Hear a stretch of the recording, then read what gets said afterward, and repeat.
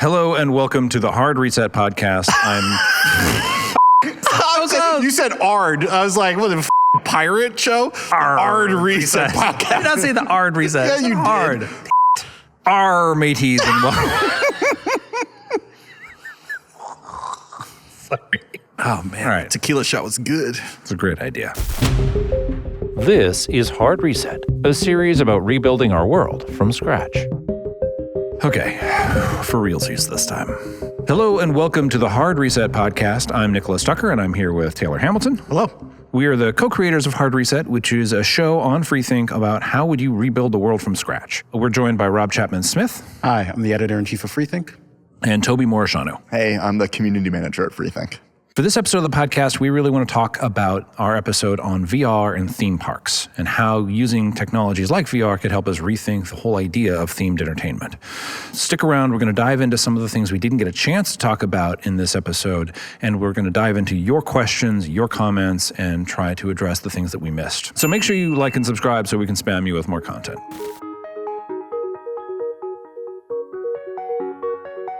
For this episode of the podcast, we're going to talk about Worldbuildr, which is a software put together by Michael Libby, which uses VR to prototype theme parks. We're also really just going to be talking generally about what themed entertainment is and what VR is and how it's going to impact the way we interact with reality and with these sorts of experiences. It's a great episode. If you haven't seen it yet, please click in the description below. There's a link to the original episode of Hard Reset, so you can check that out. The summary essentially is that by using VR to prototype these rides, they can make it a lot easier for people to design them. But that also opens up all sorts of new doors for how we might think about themed entertainment and why it's important to have themed entertainment. And now that we have the technology to start making more of these immersive experiences more ubiquitous, will that change our relationship with reality and with how we present ourselves as characters within it?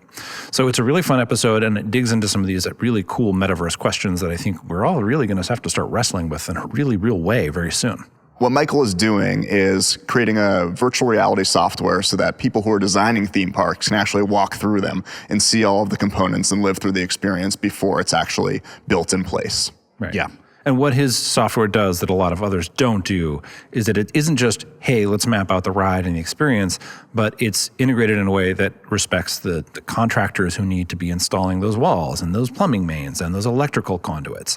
And it allows all these different disciplines to work from the same set of blueprints and plans and not arrive on site and be like, well, why is there a wall here? It's supposed to be there. Like, it just allows everyone to sort of be on the same page. In addition to going through the experience and creating a digital twin of it where you can have a VR experience.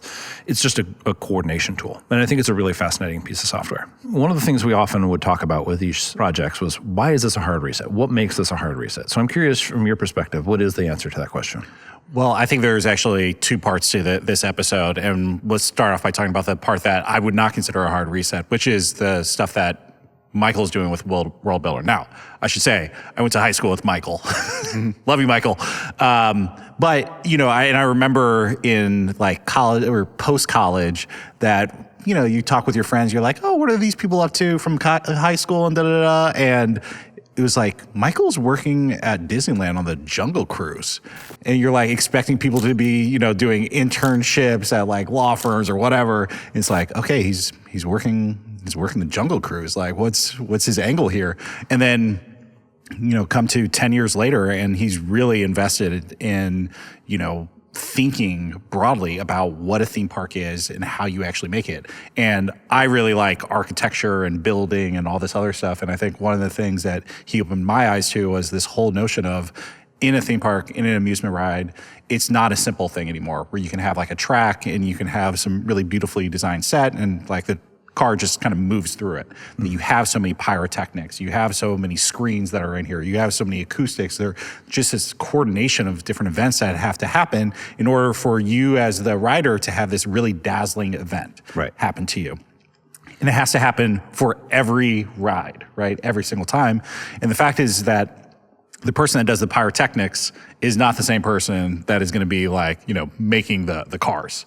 Like, but they all have to work together seamlessly. And so how do you do that? And that's really what this technology helps everyone to really do. Let's visualize what this is all going to look like when it's in concert together. Let's be able to move like the car or the dragon or whatever else around in order to really prototype before we spend literal $1 billion actually making this thing happen.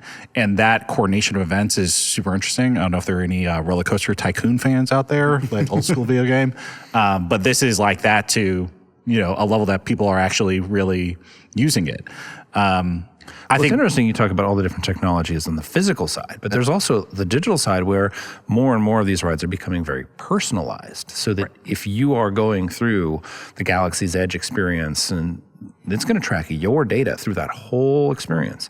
And so your score from these flying rides is going to be something that follows you throughout the park and changes your experience. And so it's not just prototyping and testing and coordinating the physical construction, but it's also how do we write the back-end software that will start to drive some of these physical interactions as well. So it's really fascinating. Yeah, I mean, I think one of the things that Disney in particular did, 10 plus years ago was they really started to think about their next generation park experience to where, originally they were thinking about the park experience as something that happens when you walk into the park and then ends when you leave the park. But it's like the park experience is much broader than that, right? People are having these experiences with like booking the tickets to actually go there and like the photos that come afterwards. And so they started doing these magic bands, and you can like say which rides you want to go to at what time, and then you're wearing these magic bands. And so when you're entering the park, you have an RFID tag that you're wearing that is unlocking all these experiences for you in the park itself.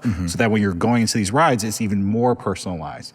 But that just, ideally for you as the rider, is making that way more magical. And I think it's a big deal because if you're, flying across the country to Florida and you're spending thousands and thousands of dollars and your kid really wants to see that Disney princess, like at that point, like that costs, that's very important to you. Like that's what you're spending the money on. And like all this technology is allowing you to have that really magical experience happen. But I think one of the things that Michael was really interested in when he was in school and when he was an Imagineer at Disney was thinking about video games and how are we bringing in the philosophy and tactics of video games into the physical world, right? And that actually does bring us to the part of this where I think it is a hard reset of when you say theme park, like what does that really mean, right? And where does that experience stop and start?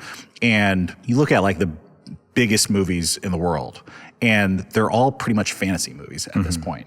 And you're able to, you think about something like Star Wars, where like when we were growing up, it's 3 movies and none are ever going to get made again, right? And so like, you got the Holy Trilogy and that's it. And now I can't even count how many television shows, and there are these different worlds, and there's like this whole fan community that is around that. So you can live an entire life immersed in a Star Wars world. And that's kind of the goal for, I think, a lot of people, and also like a lot of these companies are trying to create this like end-to-end fully immersive experience. So you're like, what is a theme park? Is it confined to these like relatively small physical spaces? Yeah. That is the hard reset here. Yeah. I'll also say, we talk about hard resets in terms of civilization, but in terms of like something, say, the construction industry, this could be something that is a hard reset for that. I mean, if you're thinking about we're redesigning how we're going to build everything in our worlds, with today's technology, it would be a no-brainer, I think, to have a VR simulation of your office park or your redesigned park or, I don't know, your streetscape, for example, so that you can walk through it digitally before you actually start putting down pavement and wires. People are doing that. Like virtual reality for construction companies is a very real thing. Digital twins for things like airports are very real things. So like there are very practical versions of this that, in another context, would feel a little bit more hard reset-y than it does in the theme park world. But I think in the entertainment world, we're so used to doing things ahead of time with like previs and whatnot that it's like, oh, this is old hat in this sort of industry where it's not old hat in the construction spaces. So yeah, I mean, I think that where we're trying to go to is where that line between reality and non-reality are very blended. Like I think about some technology like Matterport, right, which is used a lot with real estate. And so, you go into like an open house, they'll take like a bunch of pictures of it. And so then when you're like looking up that listing later on online, you can do a 3D fly through and walk through. I will say, having done this a lot and then going into the actual house itself, it is a very different experience. Totally. Even though it is the same photographs, like it's the same thing, but the physical experience of like walking through is different. But all this stuff is going to get better and better to where it's like, I don't actually need to go to that house anymore. Right. Like I actually know what this is going to really feel like when I can step into there. Yeah. I agree with you that Worldbuildr as a software package unto itself didn't feel like a hard reset, but it felt like it touched on all these different things that are sort of being hard reset by these technologies, whether it's construction and planning, whether it's themed entertainment and how we create these fictional universes.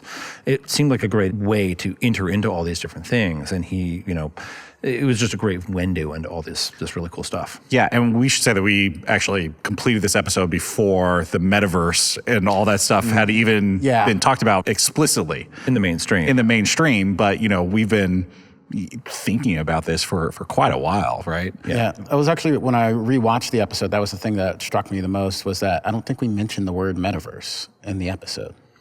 It was not like a word at this point. Yeah. Well, it wasn't a commonly word. Yeah. I mean, there were people like in the know, like it was in Snow Crash for a long time, but not many people had read that book. So I think it's just not a popular term. And not many people were playing Second Life anymore. So I don't think it was something a lot of people were super aware of. But yeah, it has become more commonly known dramatically in the last 2 years. It's clear that things like what we see in this episode are going to continue to happen, whether you call it a metaverse or shared experience or whatever. That is a future within the entertainment world, and people are going to be experiencing these things, whether through headsets or not. Yeah. So it's really interesting actually reading the comments. And one thing that comes up is that people totally conflate the company Meta with the idea of a metaverse, Right. which is interesting. Maybe it's a good branding perspective from their perspective, but it's also definitely like lowered the perception of its quality in the mainstream. It's also interesting, you talk about Second Life, that comes up a lot, and people talk about like, well, people are already living in multiple worlds if you think of like World of Warcraft or something like that, or these other digital worlds that people are inhabiting. And it really made me think of like, our perspective on this is very anchored into depending on what category we put it in primarily. Like if we think about it as a metaverse thing, we might be more skeptical. Right. If we think about it as, a tool for building a physical thing, we might think, okay, that could be a useful tool. And when we call it virtual reality, we often have people in the comments who are like, virtual reality always stinks. It's never as good. And that makes me think, but like, it's better than like World of Warcraft, right? Like if we think of it as a better video game experience, maybe that's the right way to frame it. And maybe framing it around an alternative to reality is inhibiting it because people know it's never going to be quite right. And it's like kind of in that uncanny valley or something like that. Right. Yeah, I think that's all true. And I think that it's one more technology from architecture, to TV, to movies, to books that allows us to sort of enter into a very different world. And it's just a very different set of tools being used to create that frame of mind. But this is something we have been doing for thousands of years. That need will never go away. And I think you're right that if we call it virtual reality, it sounds like a fake version of something we already have. But it's not really meant to be that. And I also think that because it's a nascent technology, it hasn't really, the language of VR hasn't really been established yet. It's still figuring out. Like if you look at early movies, it's like, it's just a single shot of like a cowboy shooting a gun at you, or like somebody feeding a baby, or an old man staring at you. You're like, okay, thanks. That's great. Because they didn't know how to use movies back then. Like someone had to invent the edit. Someone had to invent the special effects. Someone had to invent dialogue for movies. And like, no one had done that yet. And that's where VR is at right now. And so it's like, of course it sucks right now in so many ways because it's trying to do what movies do, but in a VR setting. And that's bananas. Like, it's not going to be good at that. You wouldn't use a cinema camera to, take a photograph. You would take, they're very different tools, and they're going to have different advantages. So I think that's also what part of that rejection is. We're just using it wrong, and we won't know how to use it until more people use it. One of the things that Michael talks about is creating these digital twins of these theme parks so that you can have that at-home experience that mirrors your in-the-park experience.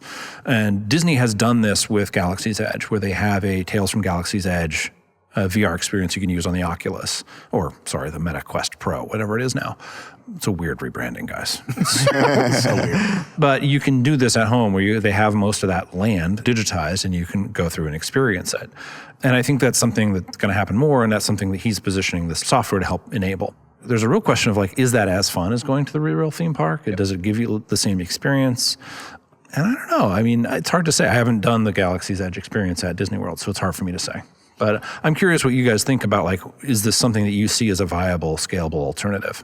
Well, I don't view it as an alternative. It's just another option versus what else you would be doing at home. With a lot of VR experiences, we try to compare it to the thing that you would be doing if you were going to do it versus what else would you be doing if you were sitting on your couch. Right. And that's the real trade-off, and it's probably better than some other things you would do by sitting on your couch. It's also worthwhile to mention the MetaQuest 2 specifically has sold more units than Xbox has. Wow. It is a very, very popular piece of technology. And so there's lots of people that can go and do that Galaxy's Edge experience versus, playing some other video game or watching something on Netflix. That might be more fulfilling for them and more engaging. So I do think it's a viable option, but I would stray. I do think virtual reality in the ways that we compare it to quote unquote reality it's a little bit odd. Right. One of the parts about Worldbuildr, the software that is really interesting, is that a lot of what it is actually trying to do is to figure out how to maximize throughput. Right. So a ride success a lot of times comes down to how many people can you get through that ride in an hour. And so do you need all the cars to have 4 seats or 6 seats or 8? And what does that do for anything you can do to make it a really fun experience? And Michael's point with regards to VR is throughput is infinity. Right. You can have as many people going through this thing as possible, or as much as your servers can handle, right? Mm-hmm. And so I think, down the line, as these experiences get better, when I think about a theme park, the thing that sucks are the lines. Yeah. Right? And so if you can have these experiences be something where you can just go, you can stand in line for maybe 5 or 10 minutes, but then you're going through it, it makes that experience that much better. Right. I think you both took the words out of my mouth, really. First of all, I think sometimes we ask the wrong question, which is, at what point is this technology going to replicate this experience? And maybe what we should be asking is, at what point is this going to be fun? Yeah. Right. Once it's fun, I'll do it. It doesn't have to be that other experience. And two, something I saw in the comments a lot. Once you had people who were like, oh no, it's not going to be as good at a theme park. I need the visual experience. I want to feel the rush of air on my, face on the roller coaster or whatever, I want to hear the child screaming next to me and slip on the vomit next to the, goodness. Yeah. Literally, as someone was like, I go to the theme park and I love seeing all the different people. And I'm like, do you? Is that why people go to Six Flags? I enjoy seeing many of the people. Yeah, I think the people are a big part of it. I mean, I think a lot of this, especially Disney, is really banking on this, is the nostalgia. That I remember when I did the teacups, and now I'm going to take my son or daughter and they're going to do it, and it just becomes this legacy thing. And I'm curious about, with video games, what the nostalgia is there. So if I think about the video games that I grew up with, dating myself, but GoldenEye was the thing, right? Yeah. But when I think about GoldenEye, it's who I was playing with. Yeah. Right? The game is fun. I love Oddjob, all that stuff. But it is the fact that I was being able to play with my friends and see and interact with them in that kind of way. Does our brain remember and care about things the same way that are virtual? Well, one thing I think that really ties into is that, we have CDs at home. We can listen to music at home, but we still go and see concerts, right? We have sometimes the same types of media that we consume in different ways. And I like that you're still listening to things on CD. I appreciate that about you. I'm dating myself. You had GoldenEye, I had CDs. You know what I'm saying, though, right? And actually, another person who works at Freethink, Cliff, he's on the publishing team. But one thing he told me that stuck with me, he's a musician, and he said, one thing you have to realize is people don't go to concerts to hear music. 100%. They go to concerts to have a good time with their friends. Yeah. Right. So to me, when I was watching this episode, when I was reading the comments, it made that sort of click for me. I was like, I think I go to theme parks to have fun with my friends, but there's a lot of elements that aren't great. There's the cost of tickets, there's the lines, I don't go there all the time. But if I could just go and have a fun experience at home instead of doing whatever else I was going to do that evening, I might for sure do that, Yeah. I think the one area where I mentioned like we shouldn't compare it to the thing in real life. The one area where it really breaks down, that point I made, is with sporting events. And VR sporting events, live sporting events, is actually kind of crazy. Yeah. Because you can get so much closer to the action. Most people are never going to be able to afford a ringside or a courtside seat because those things are stupid expensive. But you can get the feel of that pretty close with some of these VR experiences. The NBA did a really good job during the pandemic and afterwards of doing like the courtside NBA VR. The UFC is doing it with fights now. And it's like actually kind of great compared to what else you would do. And like if you've been to a live sporting event, they're fun. It's awesome with the crowd. But also if you're not paying through the nose, you're in the nosebleeds. Right. And like that kind of sucks. Like when LeBron James is a little sprite like on the court, right? And you paid like couple $100 for that ticket in the nosebleeds. So that's an area where like VR might actually surpass depending on where you are and like even what city you're in, because not all cities are great sports cities. Rob is from Philadelphia. Yeah. Can you throw a virtual brick at a football player? I mean, from the stands. We can try and invent that. How will Philadelphia fans really recreate that experience? Actually, that's true. Philadelphia booing is hard to replicate in virtual. We're kind of assholes, but it's great. Yeah, I think also like there's the whole eSports side of it too. For sure. Where it's like, oh, if you can watch your favorite sports team, what can you watch your favorite eSports player and be all over their shoulder as they're doing these competitions? I think that sort of opens up all sorts of interesting, doors for people to observe and experience these things in ways we could never do before. Yeah, 100%. One of the things I would like to talk about is impact at scale.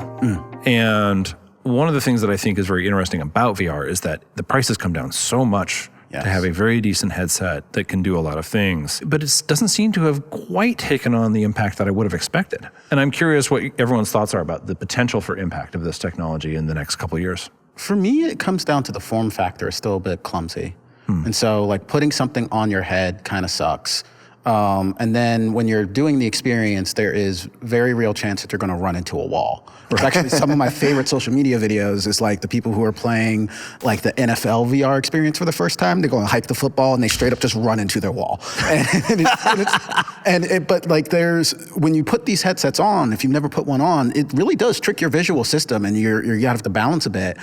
But it's a little bit too good at fooling you there. And at some point, I think people don't want to have that burden versus like some of the lean back experiences you get with other sort of interactive media. So I think that's part of the reason why, even though it's popular and it sells, it hasn't really broken through in a weird way because there's still some of these barriers to having it be, I would say, bingeable in the way that other activities can be bingeable. And if it's not bingeable, then mass adoption at scale and cultural influence is really hard. Right.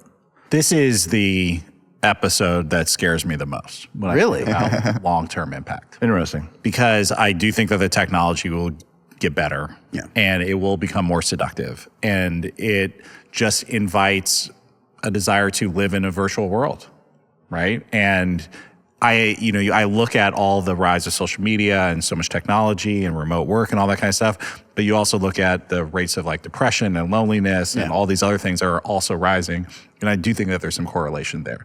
Like we humans are we're a little crazy. We're all a little crazy, right? And there are some base core things that I think we really value, and one of them is community.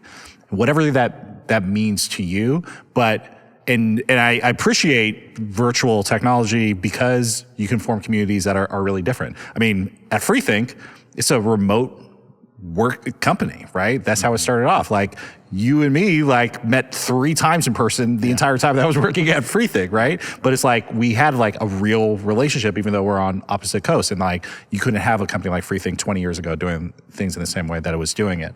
But I do think about at scale, if you're not connecting with people enough in a physical space, in a real, like you can actually see you, touch you sort of way, it's different. Think about the difference between a conversation with your best friend that happens over the phone versus you're at a bar talking.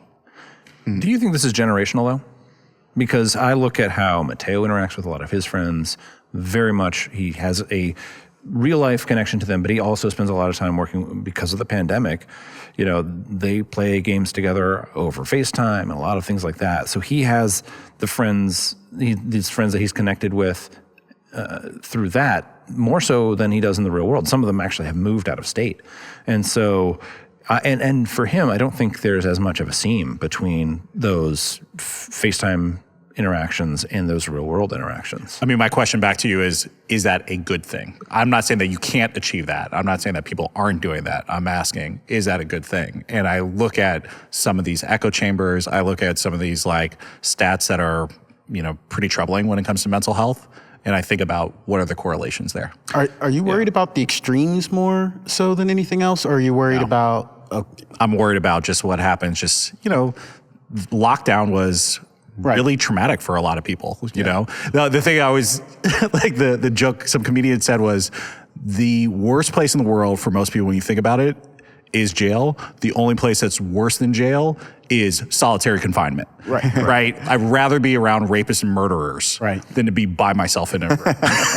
And yes, being in a virtual world and putting on VR and feeling like you're around someone is creating some level of like anti-loneliness, right? And you're feeling some level of community there. But I don't know, I think humans are kind of hardwired. It's hard to resist the notion of like... Yeah.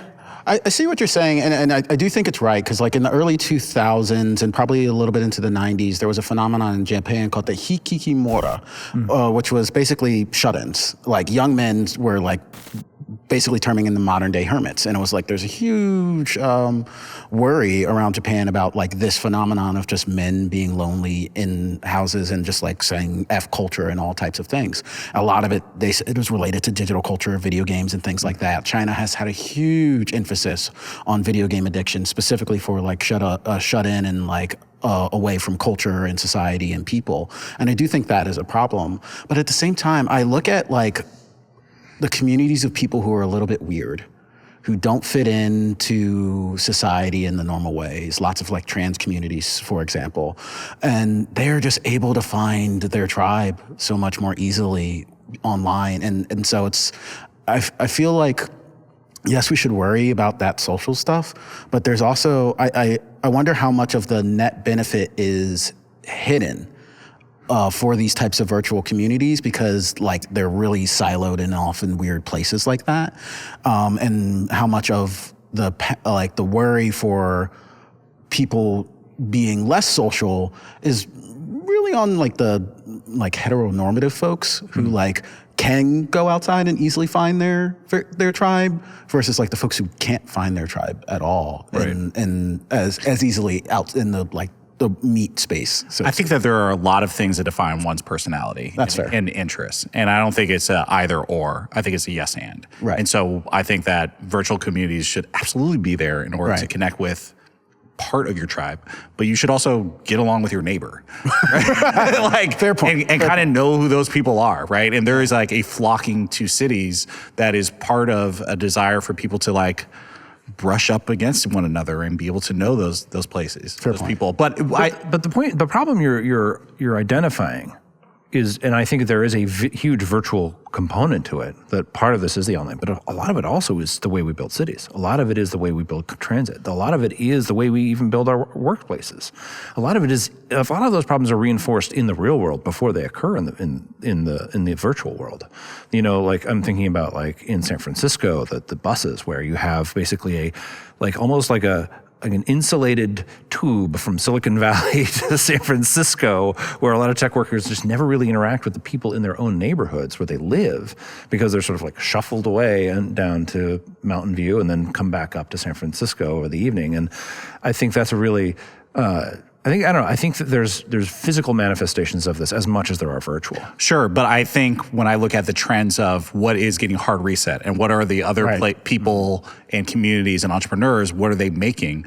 The things that they're making are not that. right? It is like the San Francisco tech community is being like, you know what? We don't want to be all the way down on the peninsula. We want to actually have our offices in San Francisco and be able to have like larger, I mean, this is the whole mid-market movement. Right. So or if you work for Twitter, you can just sleep in your office. work hardcore. So when we think about the founding of America, right, and Declaration of Independence. Not expecting you to go on.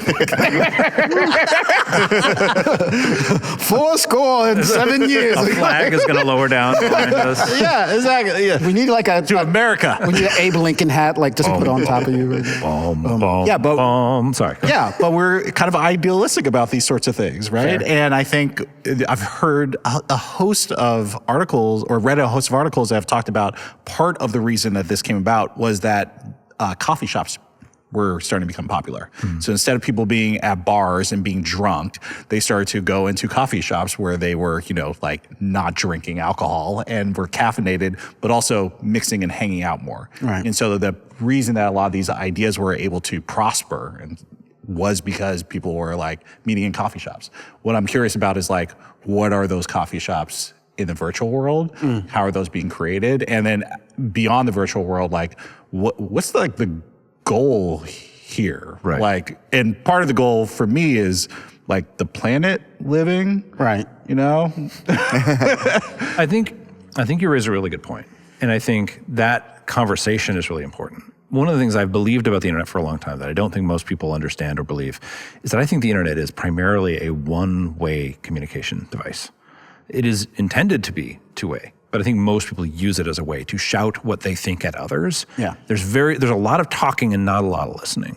And I think that kind of contributes to it because in a coffee shop, there are natural human incentives for you to listen and respond and empathize with other people, whereas everything is sort of abstracted into a profile photo and, an American Eagle photo next to it that lets me sort of like prejudge what your political beliefs and identity and tribe are. And so it makes it easier for me to be like, no, I'm not going to listen to you. And I think that has been missing. And in a way, actually, I think virtual reality has the opportunity to correct some of that. I agree. We can have more of these things where you're like, oh, I see your micro expressions and your eye saccades, so I understand you're getting bored and I need to listen, wrap it up and let you talk now. And I think that's important. And if we can bring that in, that would be a net benefit. I hope that things like face and eye tracking and sharing your expressions over VR could potentially help diminish some of those problems in these virtual worlds. I agree with that, and I think that will definitely happen. The thing that I get really concerned about is we are living increasingly in echo chambers. Right. Very much brought on by social media and the proliferation of media outlets and all this other stuff. This, to me, only has the potential of increasing that. And you have people that be like, you know what? I just want to live in the Marvel Cinematic Universe. Yeah. 24/7. Well, and you could do that. And I dig Marvel. You know what I mean? I like it. But if you are only in that universe, what happens to your connection with reality, with other people's realities? And what are a bunch of the ills that will be created from that? Right. And I'm worried because I think that there will be more harm than good. yeah. I mean, I think one of the best things about this topic is that it's incredibly messy and it's very unclear where it will go. So there was a really interesting paper recently that dug into internet echo chambers, and it found that the worst aspects is when people leave those echo chambers, not the fact that they're in them in the first place. It's when the echo chambers clash with each other that creates the most tension online. That's fascinating as a thing. And so maybe it'd be great if we didn't have those echo chambers, but maybe the echo chambers are saving us from the worst of the things that would be happening online. And when I think about the community aspect of what y'all were talking about, one of the things that is special about video games is that as a multiplayer phenomenon, it encourages people teaming up and talking and creating these social aspects. That's why you have Discord chat rooms that are all around gaming and things like that. So I think as this technology develops, we're going to see a lot of really interesting things. We're going to see new ways of humans interacting with each other in in ways that we didn't think possible at scales that we didn't think possible, and just in points of emphasis that we didn't think possible.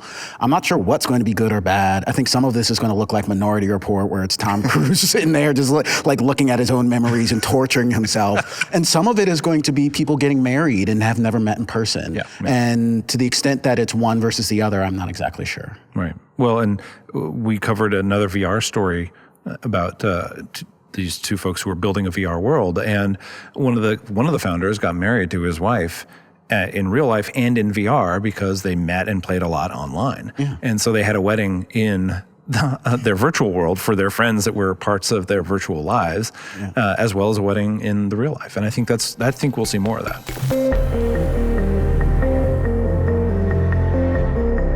Toby, I'm curious what the audience thought of this. I'm curious what were some of their questions or comments or things that they felt that we didn't address well.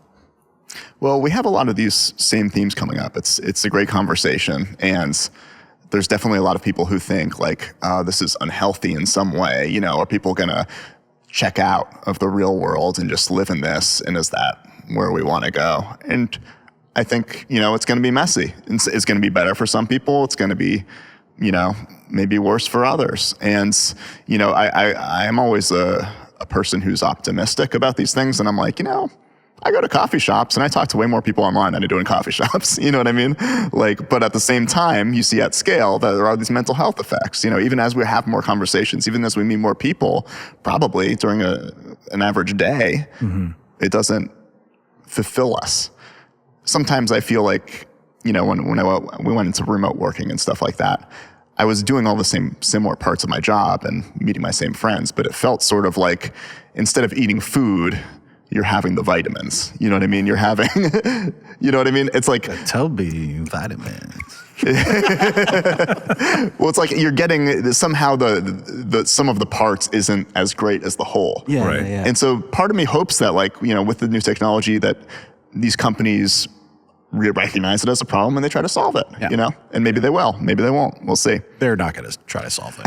they're not incentivized at all to do it, right? I think at the end of the day, will come down to people, consumers that choose how they want to do that. I mean, I'm encouraged by like my cousins who are, you know, young teenage girls, and they're just like, they've seen all the ills of social media in terms of like their friends and stuff. And they're like, I deleted all that stuff. I read books. And I'm like, what a profound thing, right? Mm-hmm. Well, I'm curious. You said, you know, you hope the companies do it. You don't think they're going to do it. I don't think they're going to do it either. Do you think anybody bears responsibility for helping people figure out what to do with this stuff? Because I think about like classes that I would have in school and books I would read versus like, here's how to navigate the virtual world you're about to spend 80% of your time in. Mm-hmm. And like, so at what point, like, does this become like a thing we actually have to teach formally to kids on how to navigate? Yeah, has progress, technological progress, accelerated past our ability to prepare our next generations for it. Yeah, I cringe every time I think about Congress, like trying to understand social technology, like just looking at all those videos from it. We're just like, why don't you get this? Like, this is like one of the simplest concepts to understand when it comes to, and you're just like, yeah, like you regulating government regulated technology, like not great, but like at the same time, like a for-profit company is going to do the things that make it profits. And so you're just like, I don't know. Where does that leave you? I still love like all the senators trying to get like tech support from Mark Zuckerberg.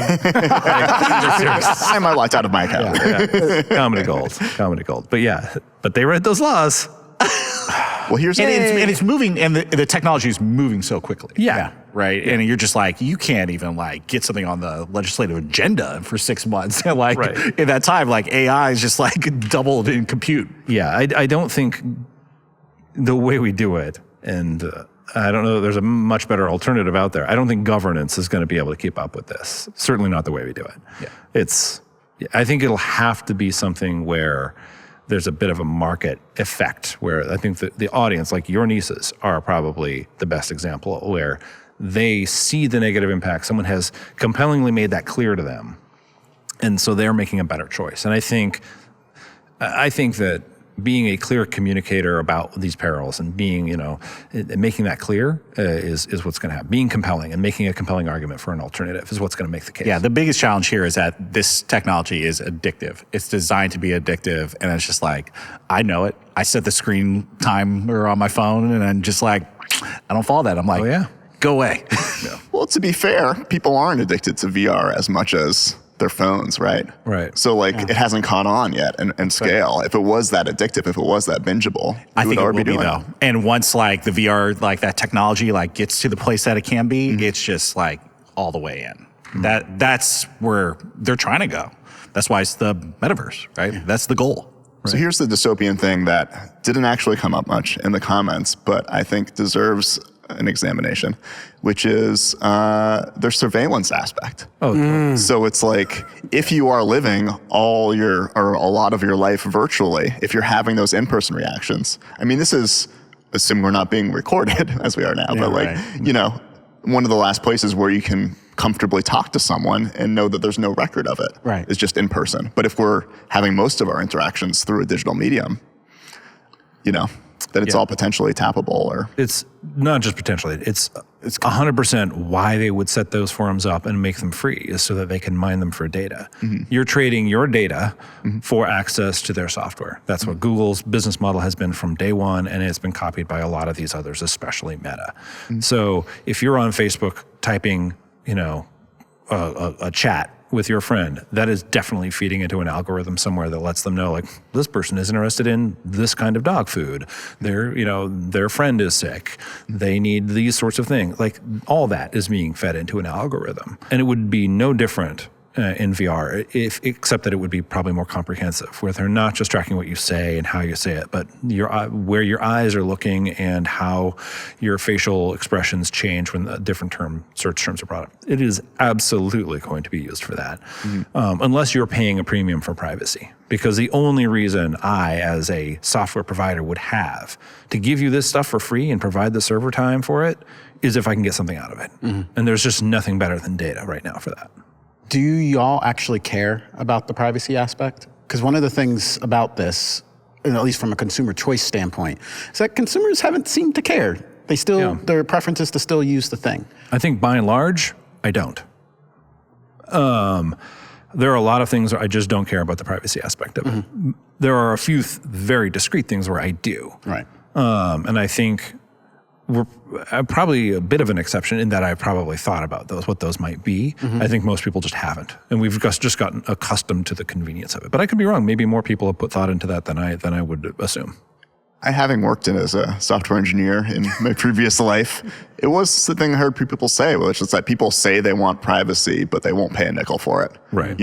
As soon as you want something and there's a pop-up that says, to do this, you will need to give us all your data, you just click OK, because it's in your way. Yeah. And, to be fair, I don't feel like I've really been burned by giving my data away. I get a different advertisement that's more targeted to what I need. I guess what I would care about, and this is in the very distant future where there is this, version of the world where people are in a virtual reality world, 18 hours a day in the same way that I'm connected to the internet, 18 hours a day or whatever it is that basically a government, who could monitor my conversations or something like that. Every conversation I had with anyone would effectively be being recorded. And I wouldn't, now you can chat through encrypted stuff, but I don't know that would be the same if it's actually just spoken, Right.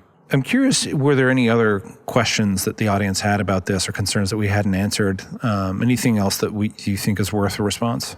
I think it's all stuff that, people had different, it was interesting. A lot of people had similar thoughts to the ones that we voiced.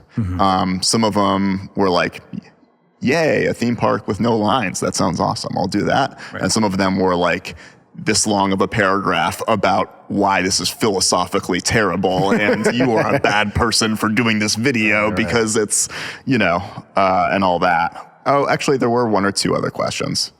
One is about other technologies that have tried to do this in the past. So Disney Quest apparently was this virtual reality Disney thing that existed, and it was, I think, Two locations, briefly in Chicago, and then they had one at Disney World for a while. Right. Were there any other sort of, historical precedents for this that you thought were interesting? Or So in terms of like creating metaverse stuff, I think there's clearly Second Life and a few other things. I mean, some of the early online communities like Sierra Online or AOL were trying to do some sort of skeuomorphism in their interfaces, but not VR. And then, of course, there have been a couple of different attempts to do VR that have been more or less awful. And the Disney Quest stuff, actually, they had VR systems that were, way ahead of their time. They were one of the first sort of like commercially available, but compared to today's technology, very clunky by, just larger headsets and things like that. Nintendo also had the Virtua Boy. Way ahead of its time. Yeah, exactly. It came from the third dimension with its own brain. And it, couldn't do a lot of things we now would consider part of VR, like moving your head and things like that. You were just basically looking into like a little Nickelodeon scope. It was pretty constrained, but there have been some other attempts at this, but it really is like the accelerometers being smaller and cheaper and all the IMUs and stuff from phones making VR headsets so much more affordable and that technology much more compact that has made this into something that is at all consumer available.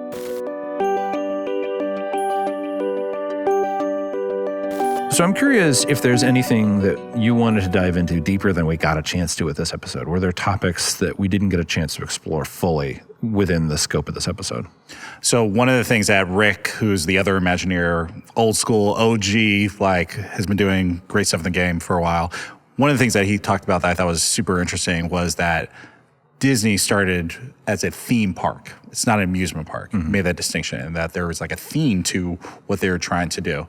And with people's expectations on these really fantastic experiences increasing and the technology being there to make them better and better, I'm curious about a world where you can have like really awesome bars or restaurants, and it's not like you have to go to a few places across the country to have these really awesome experiences, but they can be in your backyard.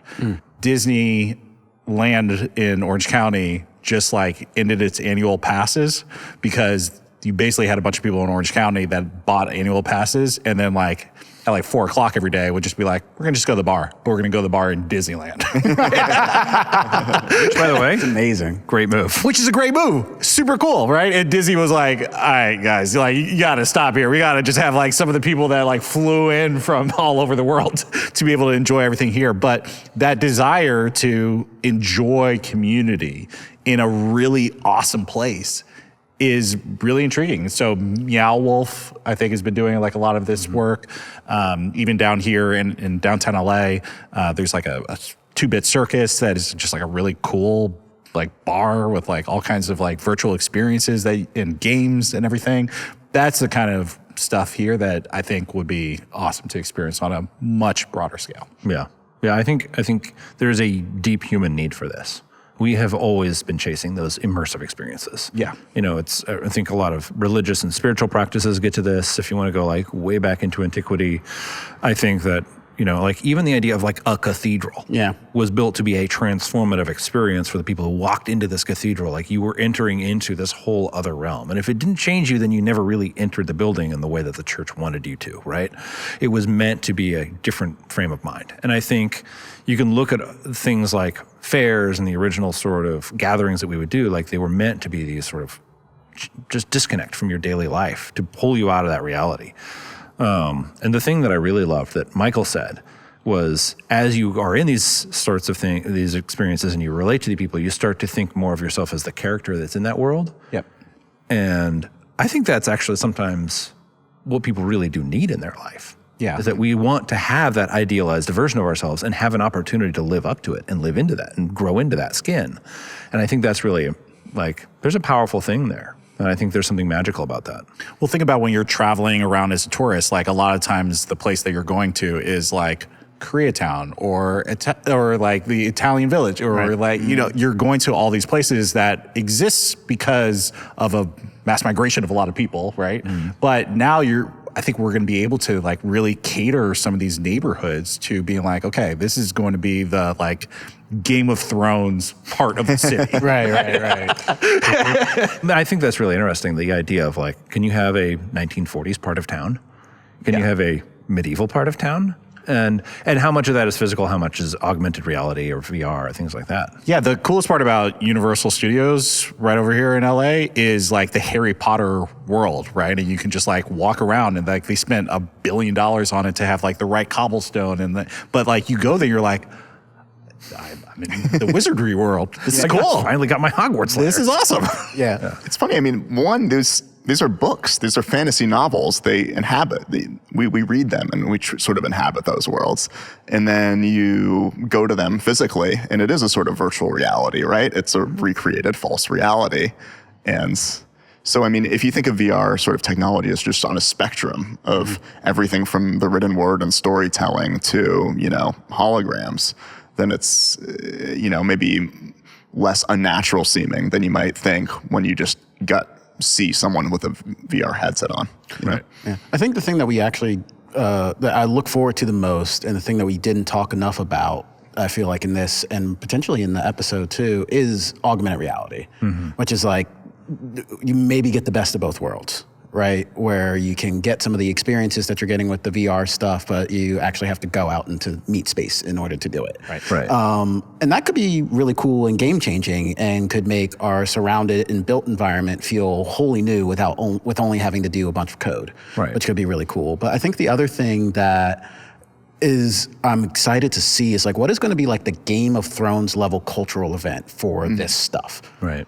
And how, and like whatever that looks like is going to be fascinating, and it's going to have to be so much better than what we've already experienced. And like, I'm excited for that to happen, because that's going to have to be fundamentally cool in order for it to work. Yeah. With the augmented reality stuff, I think the book Rainbow's End by Werner Vinge is probably, to my mind, one of the best explorations of the possibilities of that. There's a lot of really great ideas that he digs into with that, but just the idea of how people can live in the same world physically, but with very parallel ideas of what the overlay is on it, is really compelling. And it creates the opportunity for you to have those real world interactions. But, I live in this very medieval overlay world, and you live in this very, cartoonish anime world, and you want to have that sort of overlay. And we might have we look very differently to each other than we do to ourselves. Right. And I think it creates some really fun and interesting possibilities, and some really terrifying echo chambers. But let's be honest, we create the terrifying opportunities no matter what. We were always doing that.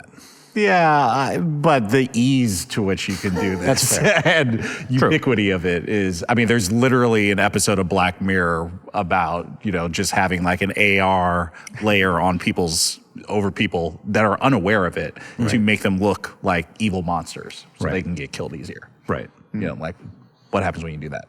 But we do that without AR. We do dehumanize our enemies, and we have been doing that for years. The ease and the scale of this. I understand the difference, but I agree that it has made this something that's more immediately accessible in a terrifying way.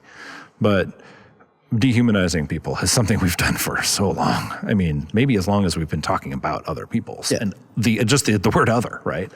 There's a version of saying that virtual, like doing that Black Mirror episode is doing to technology what we already did with like racist ideas. Right. The stereotypes that have been applied to like lots of people, Black people specifically, and it's like, and all that stuff. Like, you're just doing that in a technological form. Right? It's not a crazy argument to be made, but like the fact that I can do it with a click of a button rather than like having to like be raised in with that ideology, it's much easier and much scarier in that way. And it could also be done by like one person. Yeah. Right. As opposed to like actually having to get a bunch of people on your side to be like, we hate all these people. Right. That doesn't seem to be that terribly difficult either, as it turns out. But yes, your point is well taken. We don't have a lot of specific updates for Worldbuildr. They seem to be working on new projects. Disney seems to be working a lot with digital twin technology, and a lot of other theme parks seem to be embracing this as well. I think in general, the more general update just seems to be that the technology on this is just steamrolling forward. Things like the Meta Quest 2 are well established in the market. Now they have the Pro, which does a lot of like eye tracking and face tracking and all these things that allow you to sort of have more natural interactions and also a lot more data for them. And it definitely seems like it's something that's gonna eventually find its market. They're just throwing so much money at this. It's hard to imagine that it wouldn't.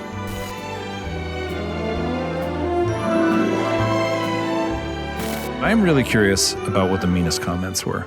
We had, "This is bull. If it's not real, I don't want it." We had, "Go outside." That was upvoted 6 times. I think there's a tremendous irony to both of those things that they're comments on a YouTube video. Well, this one notes that it was shouted to his secretary as he was as he was hiking through the Alps. Yeah. A lot of people brought up science fiction stuff, Ready Player One, The Matrix. We're all going to get just downloaded into this thing, and that's how we're going to live. And to be clear, as much as I don't want to give into the pessimism of that, I actually do think that is a legitimate fear. Oh, 100%. Yeah, I do think that is something we need to be cautious of, for sure. I think it's a legitimate point. I think, about these things, sometimes it's more of an art than a science, Even if we have precedents for all sorts of technologies and all sorts of ways to relate to each other, sometimes it's just a matter of, is this mixed up together in a way that's unhealthy or healthy, you know? This is just the last one, but it hasn't come up yet. Really, flying to Bali, what an ignorant thing to say. Flying or Bali or any exotic location is a culture experience. You interact with people and you hear a different language and eat different foods, and you literally come back a different person with much more appreciation for things you didn't know existed. Visiting other countries can be some of the most enriching, unforgettable experiences one can have, and this dude literally equated that to going to the virtual version of Bali, LMFAO, period. Wow. That person probably went to Bali and had a life-changing experience and is mad that you belated it. Literally came back a different person. Yeah, wow. Like actual different atoms and everything. But I'm glad for that person, but not everyone can afford to do that. And so maybe this would be nice to be able to see some other things. But I'm glad that person had that experience. I mean, I am curious to hear more and more stories about people having those kinds of life-changing experiences in VR. Mm-hmm. Yeah. It has to exist. Yeah. And again, it's like, something I thought about this is like, I live near Disneyland. I don't go there every weekend. Maybe I've been once, But like, if I could have a virtual experience that was just fun, that was 50% of Disneyland without lines for free, or a lower cost. Yeah. I mean, that seems like a positive thing, not a negative thing. Yeah. Yeah. And like similar on the flip side of it, I have a VR headset in my house. Mm-hmm. I use it like 3 times a year. And I think partially because I don't have a lot of time. I think another is just, I haven't figured it out yet.